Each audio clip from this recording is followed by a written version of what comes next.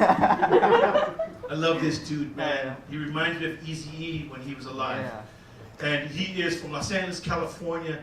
Ladies and gentlemen, Mr. ALTON CHISLOM. Give it up for ALTON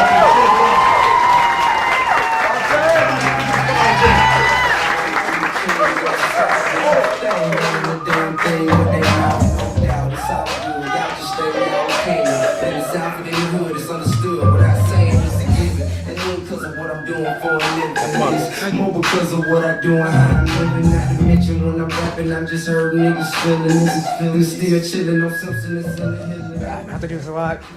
Shortest person on the stage. Is the mic on? Is it on? All right, everybody. My name is ALTON CHISLOM. I'm 35 years old. I am a big nerd. I love anime. I have a bunch of college degrees. And I want to tell you guys about the first time I did drugs. All right, so I'm in Ibiza, Spain. I'm with two beautiful women. And one of the women asked me if I want to try some Molly. For those who don't know, Molly is ecstasy. And so I'm like, I'm in Ibiza, why not? I'll try some. So we take a little bit. She says, if it doesn't hit in an hour, come back and get more. So I'm like, all right, cool. So walking around, nothing's really happening. So like an hour goes by, I decide to go back to my friend. And right when I'm about to take the second batch, the first batch kicks in. It's like, yes.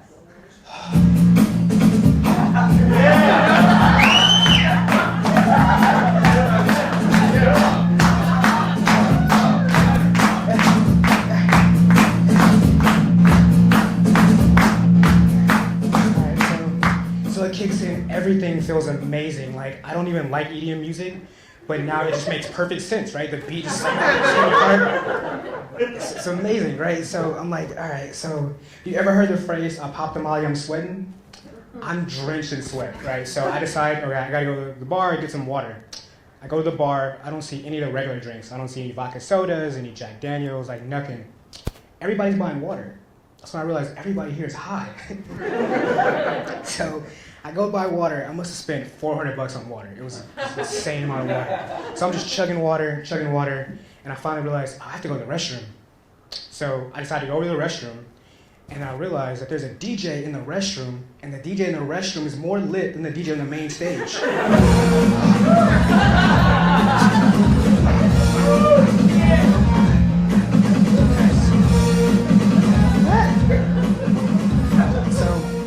I'm dancing, I'm high-fiving people, there's stalls open, people are just pooping, watching.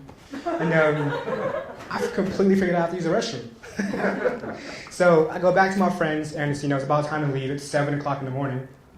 So we decide, all right, we have a bunch of Molly left, and we can't take it with us on the plane. So what are we gonna do with it? So I'm like, I'll take it. And I just full on Cookie Monster. So I'm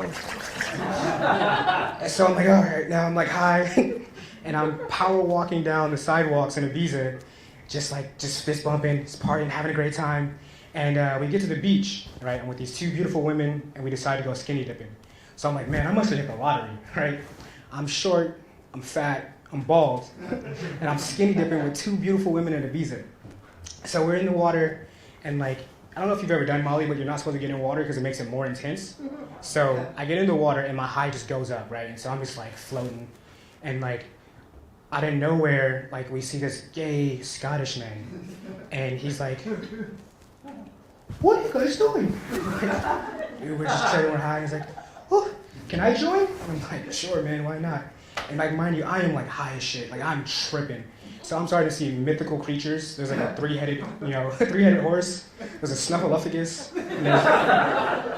and there's Martians, right? So I'm just like tripping. I'm high. And he's telling us, hey man, I just broke up with my boyfriend tonight, and I'm just really, trying to escape from that and have a good time. And we're like, all right, cool, man. Normally I would give great relationship advice, but I'm just too high to care. So I'm just like, just floating around, like, this is great. And he's like, hey man, let's go back to my place. He's like, let's go get some vodka and get pissed. And I'm like, I don't think we're ready to chill. He's like, okay, cool. And then he just swims away with the Martians. So normally that would be the end of the story, but I had to we had to catch a plane back to Barcelona. And so I don't know if you guys ever tried to get through TSA high, but it's an experience. So we get to the airport, we get in line. Everybody can tell I'm high, right? I'm still dancing through the airport. This is the best feeling. I'm like, ah. So we get there, security is starting to check us. So they obviously pull me aside because I'm high. And so he's like, hey man, do you have any drugs on you? And I'm like, no. In my head, I'm like, it's because I did them all. So I'm high, they check us, but they finally let us go, walk to the airport. It's finally time to board the plane. And I'm walking down the airplane line, I'm, dancing. And there's a family, and a little boy is just staring at me. And it's all in Spanish. And the guy looks over, and the father looks over, and he's like, yes, son, he's high. So we had this whole great experience, being high. But the worst things when I got back to Barcelona, that come down was 3 days. So it was just brutal. And I'm like, power walking through Barcelona, trying to tire myself out so I can go to sleep. And I'm just like slow fist bumping because it's draining me. It's like, I just really want to go to sleep. And you would think that would be the last time I did drugs, but it wasn't. So it was a killer time. And speaking of killer times, I want to tell you guys about the first time I got detained for murder. So I'm driving up to a party with a bunch of my friends. They're all big black guys. And, in my car, 93 Camry, big sound system, big rims. And as I'm driving, I'm short, so can't really see over the steering wheel too often. So driving up, just cracking some jokes with my friends. I gotta look up to them, like, your hairline, your hat. So we're driving up, and we get lit up, right? The cops pull behind us. And that's pretty much every day for us. It's like your morning coffee. So the cops pull us over, and I'm still cracking jokes. My friends are all terrified because it's not just like one cop; it's a bunch of them.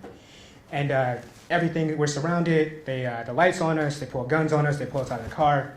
We all get handcuffed, and we're all standing there, pretty much on the sidewalk, handcuffed. I'm still cracking jokes. I don't care. I'm cracking jokes with the cops. I'm cracking jokes with my friends. I just don't really care. So I look over to my friend, and I can tell he's like terrified. So in an attempt to be funny, I was like, all right, hey man, I bet you I can take my hands out of these cuffs, right? I'm a small person, they don't fear me, so I'm not worried about being George Floyd tonight. So, yeah, and so I decided to take my hand out of the cuffs. And I'm like, show my friend, he's freaking out, he's like, I got it, what? Hey, put your hand back. So I put my hand back in the cuffs, and I'm just like, put my hands in the cuffs, now we're laughing, we're still cracking jokes. But in my peripheral, I noticed a wave of Mexicans coming. And so I'm a little scared of that, right? I'm not really what's going on with the cops. I'm not really worried about that. So, still cracking jokes, and the cops are like, hey, we're detaining you. I'm like, no, you're being detained for murder. So 3 Mexican kids were killed by 4 black guys in this neighborhood. And so now I'm like, oh man, that's a little different, right? And then so the second wave of Mexicans comes. I'm like, whew, this is in here. We're in a Mexican neighborhood. All right, cool. So the cops are tearing apart our car. I'm like joking, but not as much. And I'm starting to get a little bit scared. And like out of nowhere, the third wave of Mexicans come. Now we're completely surrounded, right? And they're starting to descend on us. So I'm looking at the cops for help. Like, hey. So you gonna tell them we didn't do this? They're like, no. And they just get in the car and drive off. And so they're starting to descend on us. And I'm like, I don't like it. And so I'm like, oh man, then out of nowhere, our friend comes outside, and he's a black guy living in a Mexican neighborhood, and he speaks Spanish. And he's like, oh no, ellos conmigo, está bueno, son potitos. And to this day, I have no idea what that means, but I'm so glad he did it. That's my time.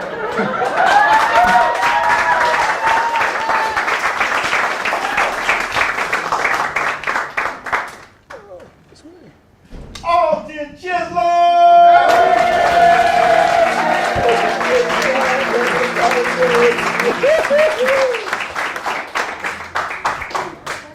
One more time for Mr. ALTON CHISLOM.